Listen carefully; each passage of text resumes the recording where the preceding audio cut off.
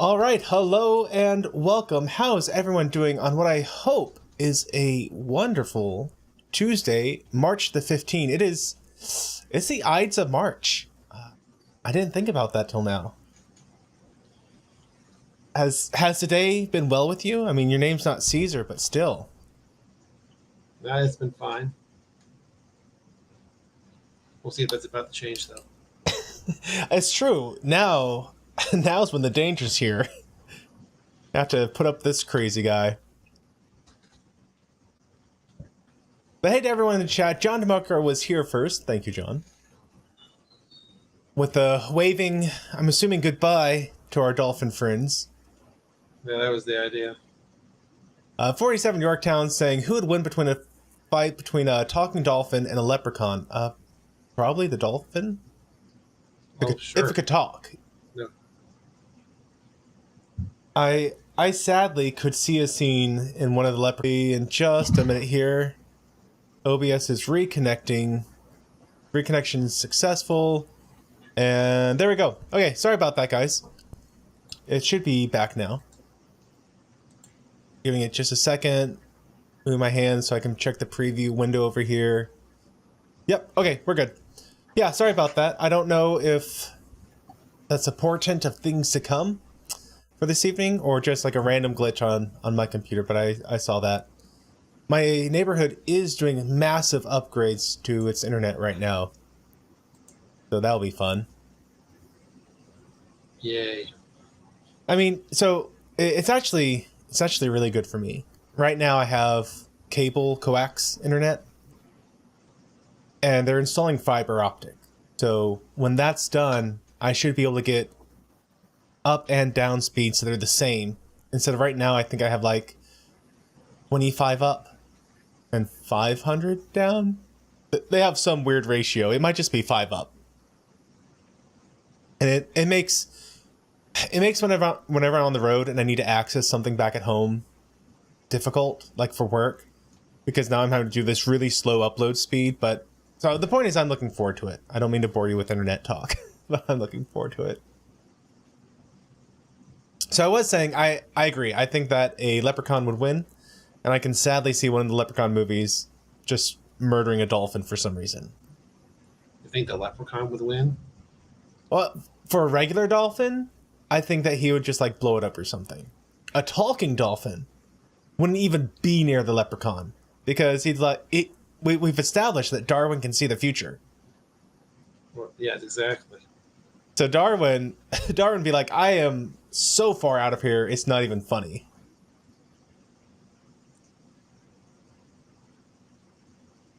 Josh is saying, forget SeaQuest, we want Babylon 5. I don't know when that's going to happen. I want it to happen. It might be a while as my work gets going here, but it's on the radar. But I mean, anyone is welcome to do it. Like, y'all can't wait around for me for dropping the ball right now. If anyone wants to do a watch party SeaQuest stream, or not SeaQuest, excuse me, Babylon 5 stream, knock yourselves out and have fun with it. In fact, maybe Jeff can start streaming on his channel. Ooh. Perhaps. Thomas Potts is here saying that he's late. I'm late. And I'm late. I wasn't. I was actually on time for once. Speaking of Jeff, Professor Brainy Specs is here saying, well, let's see if I get ignored here too. No, you're not getting ignored here. I see that. At least you're not getting ignored for that comment. Does that count? Start. Let's see then. The one Amy is here. Hello, my dear. How are you doing today? I'm not just randomly saying hello, dear, to women. That's my wife. Bradley Briggs, how are you doing? Robert Rose Jr., glad that you are with us. All good now. Spinning wheel. Okay, we're good now. Good. Jeff is saying that fiber optic is being installed, but he can't get it. Oh, I'm sorry to hear that. So right now, actually, they're starting on like the part of the neighborhood that's farthest from us. So we're going to be like one of the last people done. I'm going to have to wait like 3 to 6 months before we get to see anything. But still, 3 to 6 months, as long as I'm still living in the same house, you know, I'll finally have it. And I don't see us ever moving right now. The housing market in Texas is so insane. People are just blindly buying houses. Like, they don't even bother getting it inspected right now. It's literally, you put it on the market, someone offers you way more than you put it up for, and that's it. It's done. Like, that's how it's just nuts. I hate it. I hate it so much. But we have so many people coming here. And I keep telling people to come here. It's a great state. But we have so many people coming here that we're still like 6 months to a year behind on building houses for everyone who wants a home. So it's nuts if you want a house. But still, I'd recommend you come here. Jeff is saying, I doubt Salty would even notice if I super chatted. Oh, are things heating over there? Is Laura back today? Indeed, he is. How's that going? What are they talking about on the? I don't know what they're talking. I don't know what they're talking about. I just know the Lord's back. What do they call it? Fat overlords? That's not me insulting. That's literally what he calls it. That sounds like such a diss. What are the fat overlords up to today? And by the way, yes, the big boom, Thomas, was the storm going on at my house right now. Oh, fun. Yep. Hopefully I don't disappear in the middle of the stream. Yeah, hopefully. We'll see what happens here. Thomas Potts is saying, I made a promise that when I watch all of Babylon 5, then he will start streaming after Friday movie night, which won't interfere with work because I'll either be dead or retired by then. Sounds about right. It does. How many seasons of Babylon 5 were there? I don't know. Jeff can I think maybe 5. see here. Babylon, that'd be a little on the nose, wouldn't it? 5 seasons for Babylon 5? No, it ran for 5 years, so 5 plus a movie? Or was the 5th one the movie? See, this is how much I don't even know about it.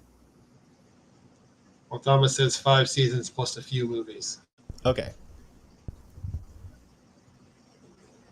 So yeah, that would take a long time. You're probably a little bit safe there, Thomas. Mm-hmm. So we are going to do our season 3 retrospective of SeaQuest. It's the last time. It's the last time we're going to be talking about SeaQuest on a Tuesday night, specifically for SeaQuest. I mean, I might be rambling about it at some point in the future, but specifically for SeaQuest, it's the last time. That's kind of sad. Yeah, I know. And Multi-Gunman, I'm not ignoring you. I missed your comment. Oh, you think Salty created a simulation of lore? I could see him pulling that off. All he has to do is just set it up to be contrary to whatever he just said. And the two of them could have a great show like that. So the way we do these retrospectives is we talk about our 3 favorite episodes, our 1 least favorite, and then our favorite Darwin-centric episode. So just to start things off, I want to hear what your favorite episode was, John. And I also want to know, did you kind of have a hard time choosing favorites and least favorites for this season? Yes, I did, because it was such a relatively short season. 13 episodes. It's like a modern show. Yeah. So it's coming up with 3. I mean, out of 13. Well, there's not really any episodes that I strongly dislike, but I had to find one to kind of put at the bottom. See, that's how I felt. 3 to put at the top. Yeah. Like across the board, season 3 was the most static in how much I liked it. Like there wasn't any episode that was super bad, but neither was there an episode where I'm like, oh wow, this is my favorite of the season. Yeah, I know what you mean. So what was the first of your favorites? The first one I put on my list for favorites was Second Chance. That was the episode where there's a reactor accident that makes them travel back in time to the Cuban Missile Crisis. So then they had to figure out to go back just a little bit further back in the time to prevent World War III. And then it turns out that they actually almost start World War III, obviously accidentally, before it's saved at the last minute, just in the nick of time, by everybody's favorite dolphin. Yes. I see that was also one of my favorites. I think this is something we're going to hit on this season, where we kind of share our favorites and least favorites. But yeah, I enjoyed it. I didn't feel like it was necessarily their strongest episode, but I did feel like the concept was very well done from start to finish. And a complete abnormality happens that creates the ability for them to travel in time. They had a defined manner in which they could control where they traveled in time. And then the effects of them traveling in time were felt. Felt to the point where when they went back in time the second time, that was what caused the mess up of the first time. It was their act of going further back in the past that caused the nuclear war to start in the first place. So I thought that was an extremely well written episode. Even if the episode itself, I didn't feel like it soared in any one respect, but the concept itself is what made me like it so much. I always like a good time travel story anyway. Yeah, and I think this one was much better than the Adam and Eve one they did in season 2, I believe it was. Yeah, there's only 2 humans left and they're playing video games. Yeah, I thought this one was better. I think that one was called Playtime. Yeah, I think so. So just, I definitely like this one more, and it was definitely a fun episode. And let's see, yeah, Thomas is saying only 13 episodes felt like it took a year. It may have. Actually, makes me wonder. Let's check this out real quick. Season 3, episode 1, October the 5th, 2021. So only half a year-ish. But it was close. So what about your second episode that you really enjoyed? Yeah. One I had on the list was Spindrift. And that episode is when Henderson goes to rescue some children, I believe it was. Mm-hmm. But she crosses into Macronesian territory and she gets captured. And she's going to be executed as part of this whole political move for Macronesia, trying to get trying to look better or get one over against the UEO. And Brody feels guilty because he wasn't able to stop her from being captured. And ultimately, during the rescue mission to get her out, he gets killed in the process. And also, there's the Macronesian soldier that helps her get out of herself as well, who ends up getting killed also. And this is the guilt that she has to deal with later. And that was an interesting episode because the young soldier who helped her was really the most interesting part of the episode, because there you saw that, we've been seeing everything from the UEO side and how Macronesia is this evil dictator nation area, whatever you want to call it. And then you see on the flip side, you had people like him who saw Macronesia as a great savior because he was a refugee. He was starving, and Macronesia came and saved him from a very slow death as he starved. And as a result, he kind of turned a blind eye to some things.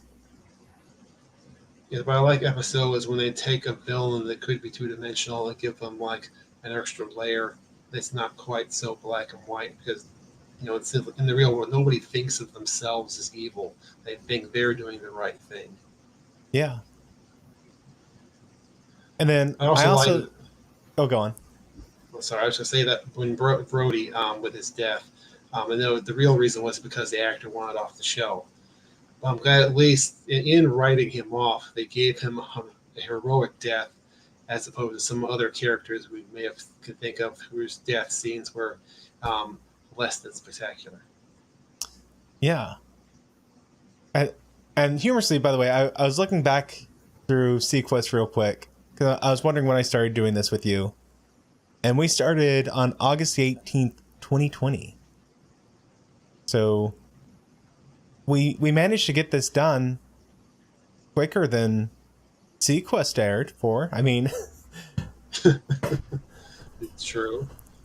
But it's interesting because that first one we did, I think, is my highest viewed video and my most disliked video. Ouch. Ouch, indeed. Now, to be fair, that was when we were just talking about and describing it before we started to do the clips.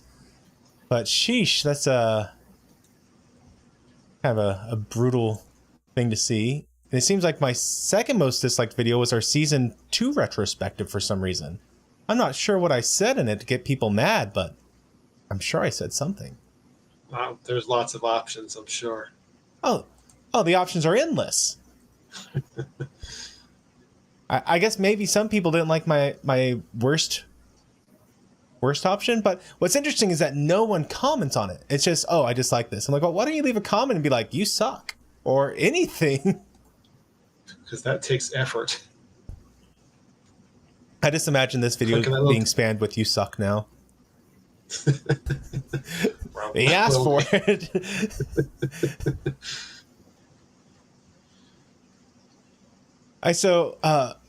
For my second episode in the good list, I had Brave New World, which was the very first episode of season 3. And the reason I liked it was because it represented another major shift for the series. So in season 2, we had a lot of people drop off as they transitioned from, was it California to Florida, I think it was? Or maybe the other way? Yeah. Okay, yeah, California to Florida. And people didn't want to move, understandably. And so we had a lot of people no longer on the show. And it also took a slowly more action-oriented kind of a stance. And so from season 2 to 3, we had another huge shift where now we are 10 years in the future. It kicks off picking up where season 2 ended with Lucas and Dagwood being on the raft on the alien planet, Mark Hamill's planet. And it's like, okay, now we're in the future. What happened here? And we eventually find out that something, quantum something, we couldn't get everyone back right on time. It created a 10-year gap and, time dilation. Mistakes happened. And for some reason, Bridger is the one who said, wipe everyone's memory. There was some secret that they couldn't share, or the aliens didn't want sharing. And so in order to get everyone back home, he had their minds wiped. And so you pick up from the state of, we all have amnesia. We're waking up in weird places. Like Lucas wakes up in the middle of the UEO conference room, basically. Ford and Harrison wake up in the hotel room together. Not Harrison. That's not her last name. Henderson. Ford and Henderson. I was doing so good. What if you would notice? Sometimes it takes a couple minutes for what I said to catch up, but it gets there. And hey, Sci-Fi Nation, how you doing tonight? And then you had a Dagwood waking up with Darwin in an aquarium. Yep. And so you have this, and then in comes Michael Ironsides as Captain Hudson, and it transitions very smoothly. Bridger's exit, Hudson's coming in, was a very smooth transition, and it lets you know exactly where this season was going to go.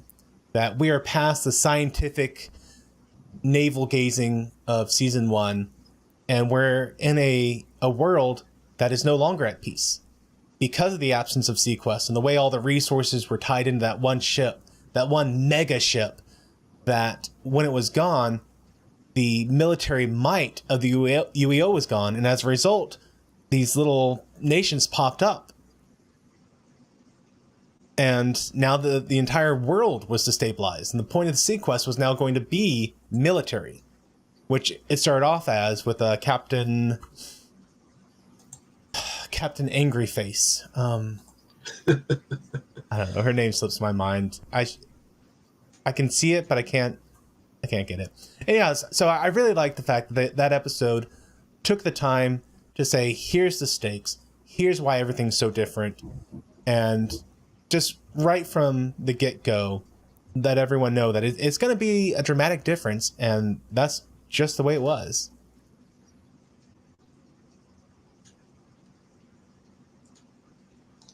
Yeah, there was Captain Stark, by the way. Trek Reviewer mentioned that in the chat. Captain Stark, thank you. I was just looking it up. Hey, Trek Reviewer, how you doing tonight? Sci-Fi saying, you think I shaved my head too close? No, it's just a number 1. It's not shaved. Just a close buzz. It's summertime. I gotta cut off some of this hair so I have proper ventilation. When did you move to the Southern Hemisphere? No, summertime. It's summertime? In Texas. Oh yeah. Winter's done. Okay. Winter left on Sunday. Like, we had a freezing day on Sunday, and that's it. We are now hitting the 70s and moving along with our lives. Amy's laughing. Summertime. It is summertime. I mean, it's not 100 degrees yet. It's not second summer. It's just first summer. So what was your third in your favorite episodes? My third one was Equilibrium, which is when SeaQuest has to go clean up this contaminated area of the ocean. But then Bridger shows up to stop them because he thinks it's better to just let the contamination run its course. That would be less dangerous than trying this experimental method that Lucas has come up with to stop it. So then they have Bridger and Hudson at odds with each other, and they're two submarines, and and the tit for tat fighting with each other. And then there's the more ideological conflict between Bridger and Lucas. I like that at the conclusion of the episode, it turns out that neither one of them were completely correct. It was kind of somewhere in the meet in the middle to get it sorted out. Yeah, and it was nice that was the first one with Bridger coming back. So there are 2 Bridger episodes, Equilibrium and then Good Soldiers, I want to say. Oh, yeah. 3 if you count the very first episode. I mean, aside from that. So I like that this was his first time back, and he carried on his mission. He's not a military guy anymore. He is science. And so with the SeaQuest becoming a military vessel, I did like that he left it and pursued science.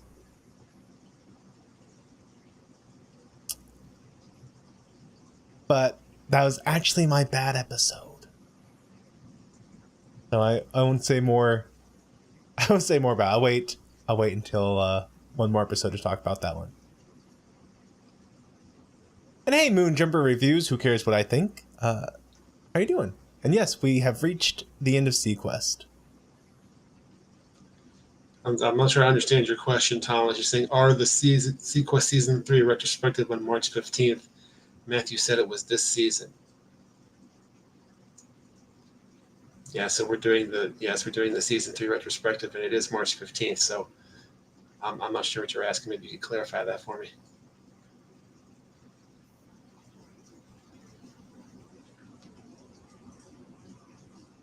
I guess, are you making a distinction between SeaQuest and SeaQuest DSV? Because technically this is Season 1 of SeaQuest 2032. We'll see what he says. Okay. So my actual third favorite was Company of Ice and Profit. And the reason for that is mainly because we get to see Krieg again. So that's the one. I think that was actually, was that the second? Yeah, that was the second episode of this season.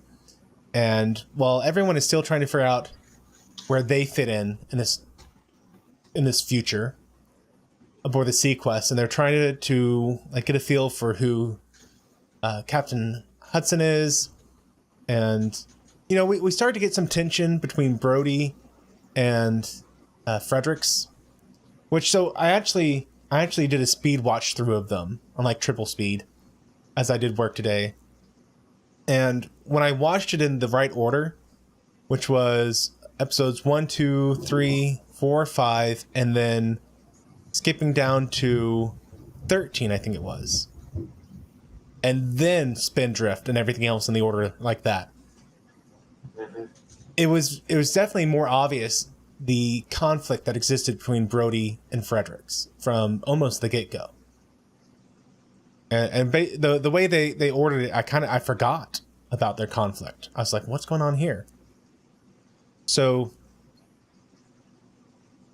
I like that here in the second episode, we see more of this conflict going on between Brody and Fredericks, and I like that we also see how Lucas is changing. So Lucas had decided that he was going to become an enlisted officer because that was the only way he could stay on SeaQuest. You know, up till now, he'd just been a civilian whose daddy was basically, you know, a primary funder of the UEO. And so he was allowed to just kick around and do what he wanted. You know, he proved himself. Lucas absolutely earned his spot. But that's where he started from the beginning of the series. And now, coming to season 3, they said, look, you're going to have to enlist. So he enlisted as the ensign, and he's kind of figuring out who he is at this point, and his relationship dynamics now with Piccolo and with O'Neill were being developed. And I really like that, because we also saw we saw Piccolo being like, hey, I'm being left behind. Everyone else is making career advancement decisions, and I'm just an ex-con. You know, I've been out of jail for 10 years now, but technically speaking, he's still an ex-convict, and so he wants to make that transition where he wants to move forward. And I like that we get to see that. And then just bring Krieg in and saying, hey, yeah, this is where everyone on the SeaQuest is, reeling with how they fit in, but now we get to see from the opposite side. We get to see how Krieg suffered without the SeaQuest, and how he had to live through all the UEO stuff, and his attempted run for the presidency. I think they said he ran on a platform of eat and love, something like like that. But he's like this kooky guy, and now he's fallen in with these refugees. And I just like how you saw that there were people who were left behind, and their lives were extremely impacted during these past 10 years. So I enjoyed it for that reason. They brought Krieg. So, yeah, I did like that they brought Krieg back. It's good to see a character from season 1 return and how he's changed over time. Yeah, and honestly, he was the perfect character to bring back to see how much things have changed. Like you could have brought in that first lady doctor. I forget her name. There's no way I'm gonna get it. Dr. Westphalen. Dr. Westphalen. Yeah, you could have brought her in. Though it's hard to imagine her running with the refugees.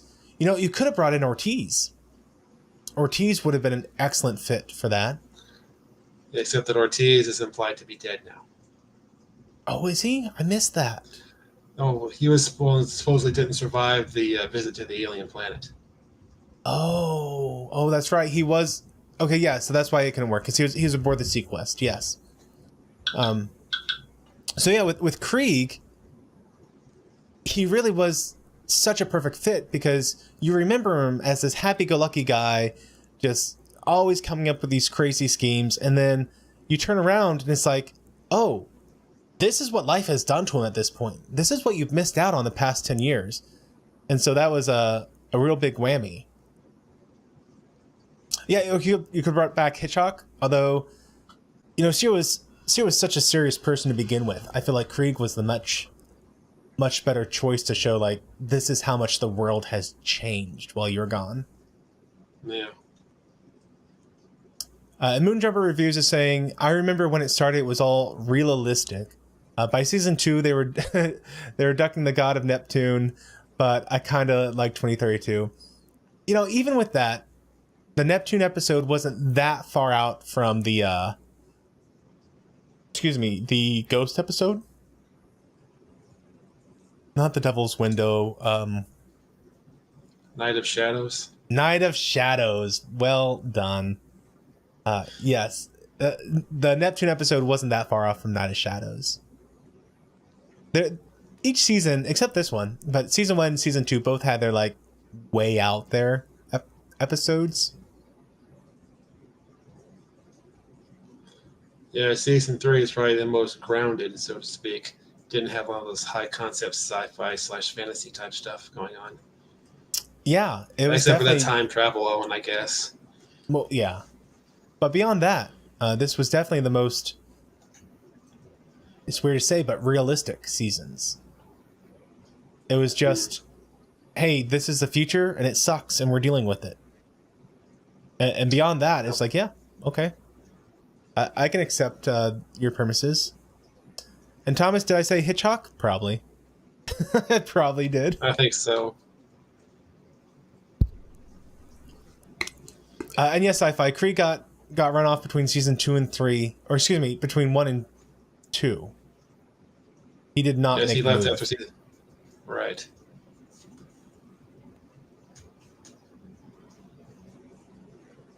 So, what was your least favorite? It was hard for me to find one because I didn't really think any of them were especially bad. But I selected Reunion, which is the one we just watched not too long ago. It's where Henderson meets her former lover in this prison camp, and he basically takes advantage of her to try to escape. It finally turns out that he was actually guilty the whole time anyway. Mm-hmm. There's some interesting concepts in that episode, but one of the things that kind of brought it down for me a little bit was how at the end, after she's basically forced to kill him in self-defense, she's so broken up over this that she decides to end a relationship with Ford at the same time. Mm-hmm. Obviously, I've never been through this kind of experience like she did, but it seems like an odd choice for that. That's how she would react to what she had to go through. Yeah, I think you hit the nail on the head. The fact that she dumps Ford out of nowhere was very, very strange, or maybe not. Maybe dump isn't the right word. Fools the relationship was weird. It almost made me feel like that episode was supposed to be set before the events of Second Chance. I don't know. Well, I said it because in Second Chance you had that moment where, Ford, or was it Equilibrium? I think it was Equilibrium. She was dying, though. That was Equilibrium, yes. Yeah. So sorry. It feels like it should have come before Equilibrium, where you have the moment where they confess their love for one another, or at least Ford confesses his love for her, and she says, I feel like I should be thankful for some ex-girlfriend of his. So that would make more sense, but to have them be like the place they left it in Equilibrium, it made it seem like they were very, very involved. Like this wasn't just a passing fling anymore. It wasn't just, hey, we're seeing where things are going. It was, hey, we love each other and we love each other deeply. And we're not at the point where we're going to put a ring on it or anything, but we're past the point of just, puppy love dating. So to go from that to something inside me was broken, that made me roll my eyes quite a bit.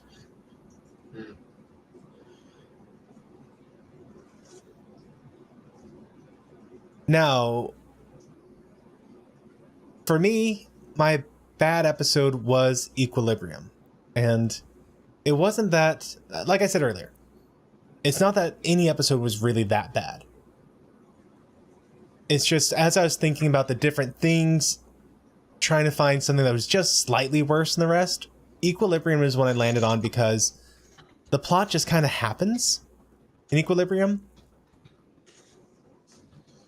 Like, Bridger shows up, and in his defense, you get some good moments between Bridger and Lucas, where, you know, Lucas is exerting himself as a more grown-up young man, and he feels like he's being put down from this father figure of his and not being given, you know, the attention he should, or not being given the respect that he should be given, which is true. Bridger, at the beginning of the episode, is not showing Lucas respect. He's still treating him kind of like he was at the beginning of the season or series. We're like, okay, you know, you're just being brainwashed by the military. Okay, you're just not thinking things through. Well, the truth of the matter is, Lucas was thinking things through. He was, you know, they were both wrong, like you said, but he was thinking things through. But by the time we got to the end, things were just kind of happening to resolve it. Like, I didn't feel like there was a clear progression of events that led us to the ending we got. And the biggest moment for me was when Bridger just so happened to find the one algae that would cure everyone. And then they were able to take this one sample that Bridger had and produce a vaccine for everyone and take care of all the stuff in the area. That didn't really feel earned to me. It felt like they're just like, oh crap, we got to wrap this up now. So Bridger, he's dying in a trench somewhere, and Lucas just happens to find him, and Bridger just happens to have the algae, and it just happens to be exactly what they need, and they just happen to be able to create a vaccine, and they just so happen to be able to create enough of it to spray it throughout this whole area. It's like, okay, if you had one less happened, I would have accepted it. But since they did it like that, that's where I'm like, okay, that's my bad episode. It was all arranged by Darwin. It's the obvious solution. Yes, exactly. And Trek Reviewer, I agree. I wish the series went on long enough for Bridger to find his son. I wish we had gotten to see more with the new lady who came on to replace Fredericks, and see that relationship, how it would have developed with O'Neill. There's a lot of... Yeah. So, did you, by any chance, have an honorable mention episode? Honorable mention. Well, I guess for that I could go with the episode Goat Soldiers. It's where they have to infiltrate an old UEO base because where they were doing experiments on Gelfs. And the reason I would mention that one is because I liked the like moral dilemma they had to deal with. If you have this medical information that was gained from doing these unethical experiments, do you use it to help people, or do you destroy it because it would be unethical to gain some kind of advantage from the suffering that was caused to get this information? Yeah, and that's a great question, because we absolutely have a real life analogy for that with the World War II people. And I don't have an answer for that. Like, that's something that makes me stop and think, and I do not have an answer for that at all. I mean, my off the hip gut response would be, I would feel like their deaths would be more in vain to not use it. The fact that a life could be saved by using it doesn't validate the research process, provided you actually stop the research process. Like, as long as you go, hey, this was atrocious, this is a gross crime against humanity, we're never allowed to do this ever again. But it's a defeated power, and we're going to make use of what they found out. If it was my loved one that suffered through that, and I knew that their suffering could save someone else, I think I would want them to use that research. Now, if it was just like, oh, hey, your son has randomly been selected because this is how we test stuff, no, I wouldn't be okay with it at all. And that's just like my off the hip thought. But I couldn't be like, I couldn't defend that, you know? I couldn't stand before people who actually had gone through this and condemn them for not having the same stance I do. Nor could I even stand in front of a huge crowd and be like, I absolutely believe this and I'm going to defend it. And I love that this episode makes you stop to think about all that. If they don't tell you which way to think, they just prevent both sides. And it's, I mean, yes, Dagwood does decide to destroy it, but does he regret it afterwards? Possibly. Yeah. And it was interesting when I rewatched that episode today, how it makes sense that Bridger lets Dagwood come along in the first place. It's like, oh, Bridger knew what was going on there. Bridger was aware of the research. And so this, it like kind of is an aha moment for why he's okay with Dagwood coming. Conversely, it's an aha moment for why Ford absolutely did not want Dagwood coming. Because Ford had that guilt of, yes, I was just a guard. Yes, I didn't know what was going on. But he had that guilt of, it was my fault that this person died. And it was my fault that he was being experimented on. Now, was it actually Ford's fault? No. Unfortunately, there was nothing he could have done. He was not in any sort of position of power. He didn't know. He just grabbed someone who was running when a commander told him to grab him. But I understand that Ford has guilt from that. And that explains why he didn't want Dagwood there. Because he didn't want Dagwood to be at the place of his shame. Especially shame about Dagwood's race? Species? Yeah. People. Dagwood's people.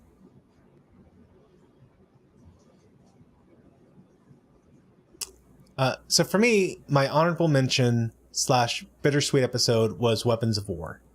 The very last one where Fredericks dies, we get the new lady, and the series ends. Like, that was it. And the reason it gets my honorable mention isn't because it was my fourth favorite or anything. It's not that it was extremely well done. It had so much potential. Like, they revealed so many plot lines out there that we could have seen.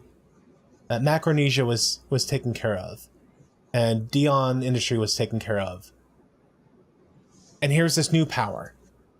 It was even like, it wasn't just a stalemate situation like we have with Macronesia, who weren't completely taken care of. I mean, they were there in this episode, but they weren't the threat they had been in the past. So it wasn't just that you had this Cold War stalemate situation like you had with Macronesia. The new people outgunned the UEO quite handedly. Their technology was superior. Their pilots were more capable overall. And so it was such a bittersweet episode that we had all these great potentials, and that was it. The series was done for. And I also thought it was interesting because... Or go on, John. I was going to say, I wish they at least let them finish the third season so maybe they could have tied up some of these plot lines you're talking about. Yeah. And I was going to say, one of the things I find very interesting, just looking back through the whole series, is how much it reflects our culture. Like when it first aired in 93, that was a year DS9 started to air, TNG was just ending. And it was definitely more of like the end of the TNG era, where the episodes were thoughtful and more scientific with a human element going on at the same time. And then by the time 95 rolled around and you had season 3, it was more the Voyager era of Star Trek, where it was more action oriented and explosions, and each week is an adventure with maybe some human elements involved. And it was just interesting how usually a show kind of rides out its beginning culture mindset as opposed to changing. But SeaQuest, because of how many changes they did have, it changed with each season, reflecting like the culture mindset going on at the time, which I thought was real interesting to see in a single series. And hey, Daniel's hot topic. We aren't watching anything. We are doing our season 3 retrospective of SeaQuest and series retrospective, I guess technically also. Yeah. In fact, on that, would you be able to say what your favorite episode of SeaQuest was? Out of the whole series? Out of the whole series. Well, that'd be a tough call, honestly. Or maybe even just top 2. Like, hey, one of these episodes, it's up there. Well, the first one that comes to mind that I really liked was back in season 1. Right. Was the episode Games.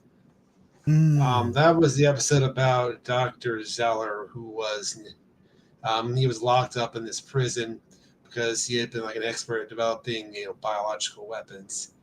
And he was used by the governments during the wars, but then they basically locked him up when they no longer had use for him. And then this whole episode is about this cat and mouse game where he tries to take over SeaQuest and get revenge on the UEO. And of course, there was also the thread where he was responsible for the death of Dr. Westphalen's brother. So she had that little personal reason to be against him. Yeah. I thought it was a good well-written episode. Saying that one is definitely in my top 3 episodes from SeaQuest. One of my other ones would have been Treasures of the Tonga Trench, which was the episode where Krieg finds these bioluminescent gems, and he's on the video calls. He's trying to make deals with jewelers, showing them all the stuff, and everyone is excited for it.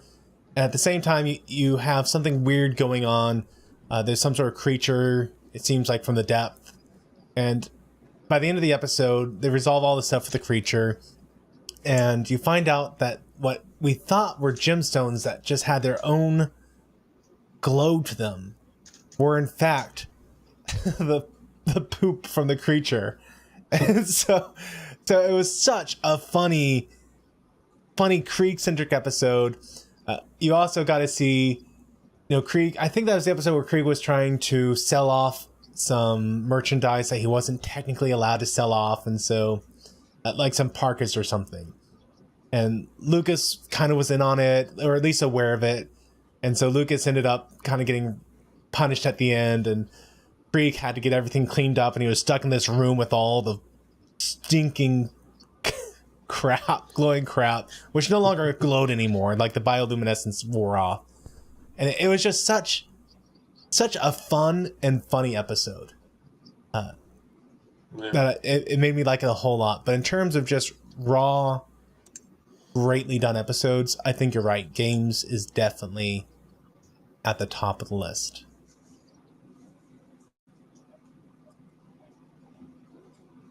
I think the only category we have left at this point is your favorite Darwin episode. Well, I had a couple of moments I was thinking about from various episodes. He wasn't in season 3 as much as in the first 2, but he had a couple of memorable moments nonetheless. I mentioned one of them earlier already, like when he saved the world from being destroyed during the time travel episode. There was the buoy was going to the surface, and if it transmitted, everybody would start attacking. And he stopped the buoy just in time. And there's another one I was thinking of that was kind of fun. I believe it was from the episode Good Soldiers. While Bridger and his team were infiltrating the base, then SeaQuest was trying to stay hidden from the Micronesians. And to help with that, they sent Darwin out, and he had to trick the enemy Whiskers, got them to collide with each other, that kind of thing. Yes. So for me, it was Resurrection. So Resurrection saw the return of the season 1 character. I think it was from Whale Song. Yeah. Where you had a eco puppy. You guys are watching my Voyager reviews. Eco puppy, who he wanted to take on the whalers, and he figured the best way to do it was to actually just blow them up. So he had a submarine that he got torpedoes and was blowing up whaling ships. Except apparently he messed up. He missed and he hit a cruise ship. And that's when things really went south for him. Obviously he gets arrested by Bridger in the end. It turns out like they had some history. Bridger knew him from way back when. Well, he served his time. 10 years have passed, and now he has a colony of his own. It looks like he's kind of turned his life around. Where, yes, he still cares about the environment. Yes, he's a little eco-nuts, but he's trying. It seems like he's trying to go about it the right way, where he's trying to lead by example. So they have the colony that is 100% self-sufficient. So people grow what they need to eat. They don't use equipment for oxygen. They just use all plants because, it's still under the sea. Everything's under the sea. And he seems like a nice guy. And then you find out it's all a trick. He was able to get the SeaQuest access codes, take over the whole ship, and is trying to use them to blow up this pyramid of nuclear waste. And that's when Darwin comes to save the day. Darwin and Dagwood. So Dagwood, he needs to get some piece of equipment out, like some little thing out of the core. I forget what the exact details are, but he gets it. Everyone else is incapacitated on the ship. It's too hot, not enough oxygen, stuff like that. And Dagwood, he loses communications. He's like, I'm all alone. I don't know what to do. And then who comes to save the day but Darwin? Darwin's like, you're not alone. Darwin here. And so through Darwin's help, he's able to help Dagwood save the day, stop the laser being shot by the SeaQuest, and not cause a nuclear holocaust to spread across the globe. So that's 2 nuclear holocausts that Darwin saved us from in 1 season. That's true. And, he helped out William Shatner's son, which I think definitely ended what would have escalated into global war. So Darwin is just possible. Darwin's just amazing. Yep. Little Mary Sue of a dolphin.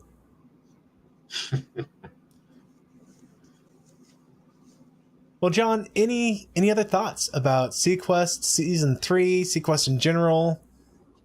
Here we are at the end. Well, I appreciated going through the whole series with you. I'm glad we made it. I'm sorry that there's not any more SeaQuest because I like the show, but also I think it's good that we basically go all the way through from the beginning to the end. We can feel a sense of accomplishment about that, I suppose. It was a fun series. I had a lot of fun watching it, and it's definitely the mark of a good series where you get to the end and you wish there was more. Yeah. And so getting to the end and you're like, oh, well, glad it's over. I wish they had ended on a high note, but at least they ended here. I was starting to think about TNG. I did wish it went on, but at the same time, I feel like it ended at the perfect spot. Like they'd really explored the extent of what those cast and characters could do, I felt like. Whereas with SeaQuest, I definitely feel like there's so much more out there they could have done. Yeah. Well, guys, thank you. Thank you so much for joining us for the past about 2 years, almost 2 years.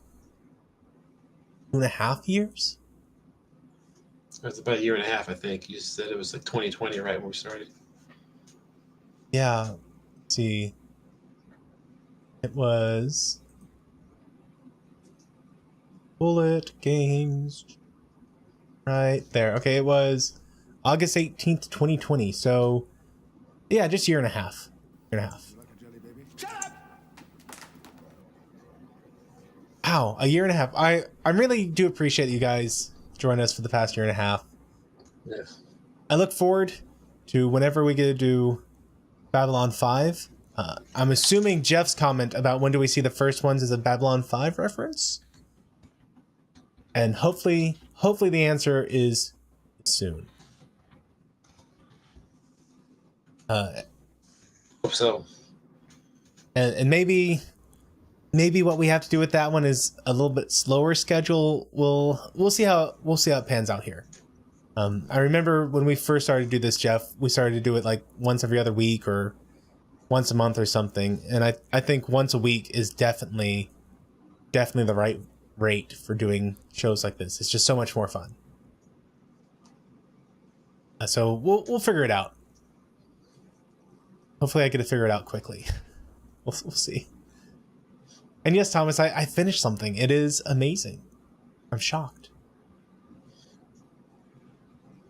Miracles do happen occasionally.